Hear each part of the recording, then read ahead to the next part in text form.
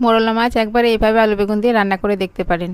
মোরলা মাছটা নুন হলুদ দিয়ে তেলে হালকা ভেজে তুলে নিয়েছি। এবারে ওই তেলের মধ্যে জিরে, শুকনো লঙ্কা, তেজপাতা ফোড়ন দিয়ে লম্বা পাতলা করে কেটে রাখা আলুগুলো দিয়ে নেড়ে নিয়েছি। তার মধ্যে দিয়ে দিচ্ছি কেটে রাখা বেগুন।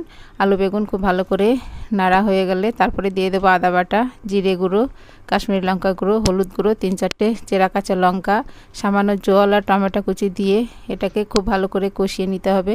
কষানো হয়ে গেলে পরিমাণ মতো জল দিয়ে দেবো। তারপরে দিয়ে দেবো স্বাদ অনুযায়ী লবণ, ঢাকা দিয়ে দেবো। ঢাকনা খুলে নিয়ে এটাকে একটুখানি নেড়ে নিয়ে তারপরে ভেজে রাখা মাছটা দিয়ে খুব ভালো করে ফুটিয়ে নেব।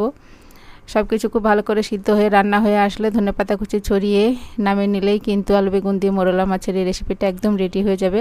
তো আপনারা বাড়িতে একবার অবশ্যই ট্রাই করতে পারেন। আলু বেগুন দিয়ে মোরলা মাছের এই রেসিপিটা ভালো লাগলে চ্যানেলটা সাবস্ক্রাইব করার অনুরোধ রইল। আলু বেগুন দিয়ে মোরলা মাছের রসা।